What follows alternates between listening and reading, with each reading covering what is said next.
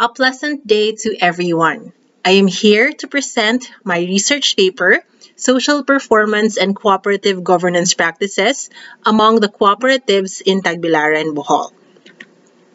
Cooperatives are organizations that not only seek to produce economic breakthroughs, but also have an impact on the life of their members and the society in which they work. This aspect of cooperatives is referred to as social performance.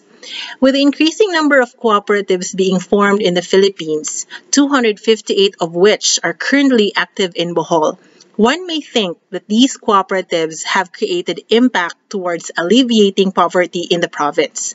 This, however, seems not to be the case for the province of Bohol. In Bohol, poverty incidence is at 26% for the year 2018. This only means that in every 100 Boholano families, 26 cannot afford for their basic need for food and other sustenance. The difficulty of achieving the social goals of the cooperative may be attributed to the governance practices of the cooperatives. One challenge springs from the difficulty of those charged with cooperative governance to create a comprehensive social development plan.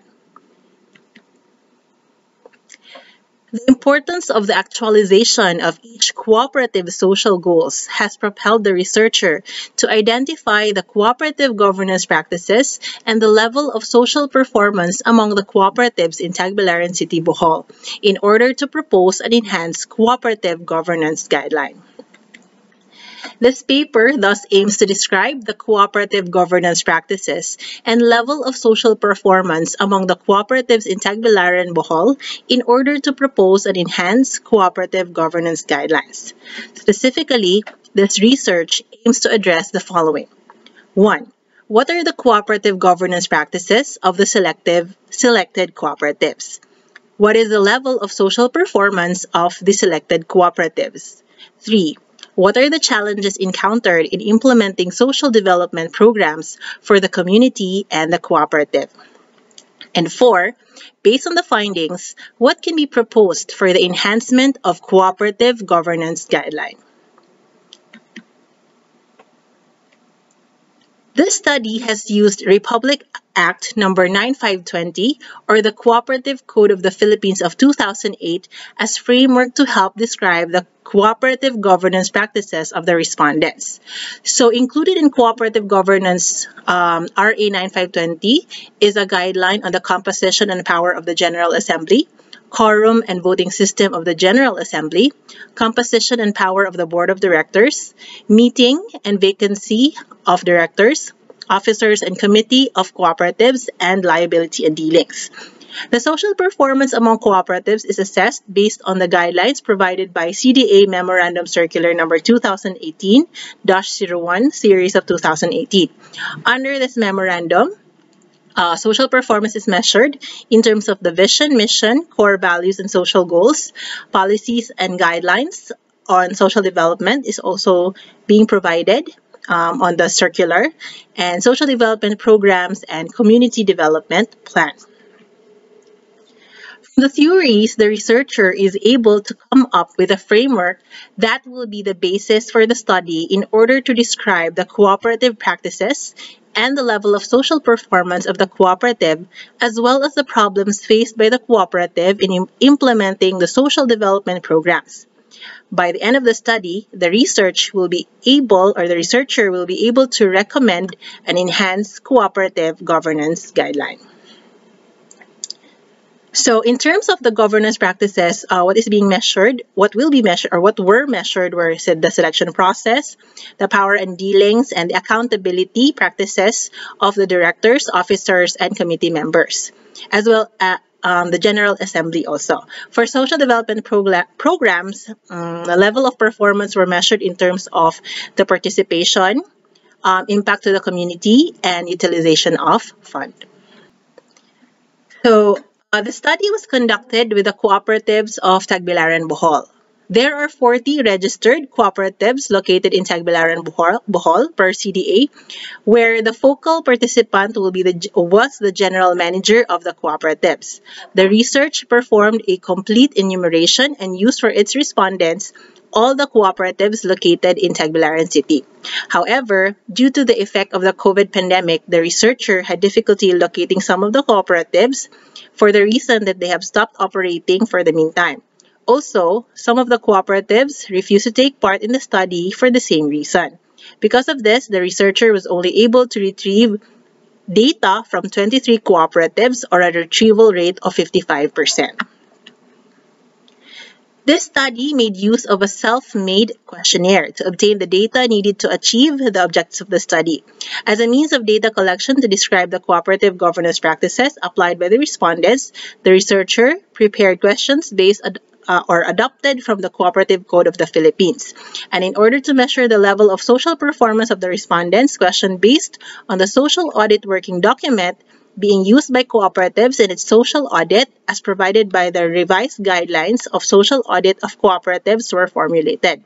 In order to identify the challenges faced by the cooperatives in the implementation of its social development programs, the respondents were asked whether they agree to have undergone to some of the enumerated challenges, as enumerated in the questionnaire. Now, the summary of findings.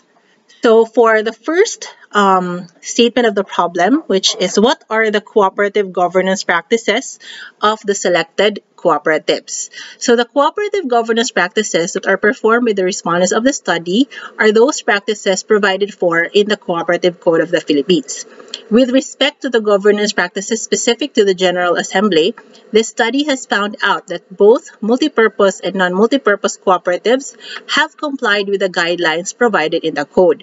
In terms of governance practices for the Board of Directors, both multipurpose and non-multipurpose cooperatives have complied with the guidelines of the code, except for admission of a person appointed by a financing institution as director, which obtained a low compliance percentage among the respondents. When it comes to governance practices complied by the cooperative officers of the respondents, cooperatives have complied with the guidelines of the Cooperative Code except for admitting persons who are related up to the third civil degree and are engaged in a business similar to the cooperative as appointive officers. Compliance to governance practices with respect to cooperative committees have followed the guidelines provided by the code.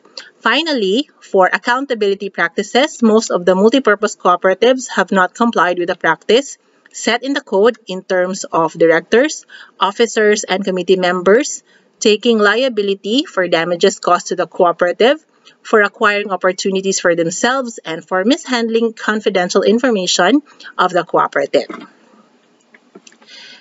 Second statement of the problem, objective, what is the level of social performance of the selected cooperatives? Multipurpose cooperatives perceive themselves to perform fairly, while non-multipurpose cooperatives perceive themselves to have good performance. So from this finding, we can say that the respondents of the study have different level of social performance across different areas of social development for members, staff, officers, and the community.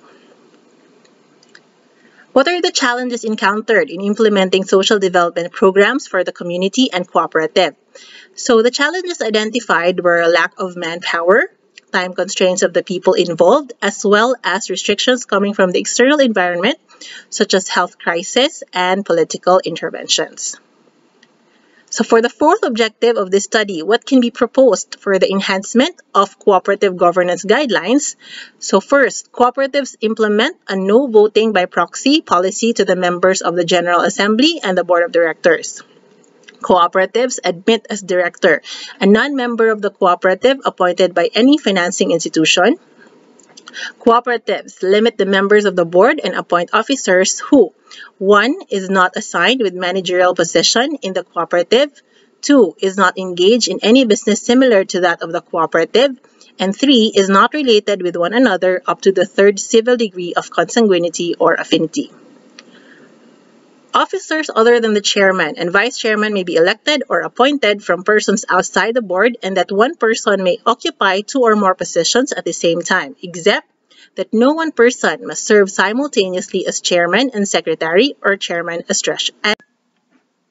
Medium and large-sized cooperatives may provide in their bylaws means of compensating the board members, officers, and committee members.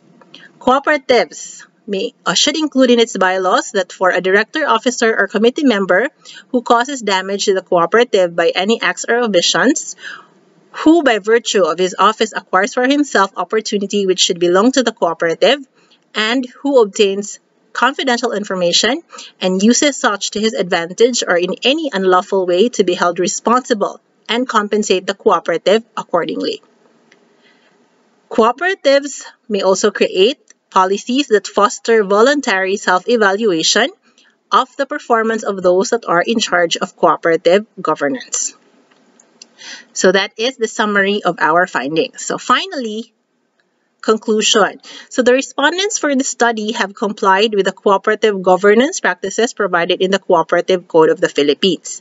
And the level of social performance of the selected cooperative resulted to different outcomes between multipurpose and non-multipurpose cooperatives, where the latter performed better than the former. The study has observed certain practices not strongly implemented by some cooperatives. Thus, the study proposes for the strict implementation of the practices provided in the Philippine Cooperative Code of 2008. Furthermore, this paper recommends for the cooperative to create policies for self-evaluation among those persons in charge of cooperative governance. That is all for the presentation of this research paper. Thank you.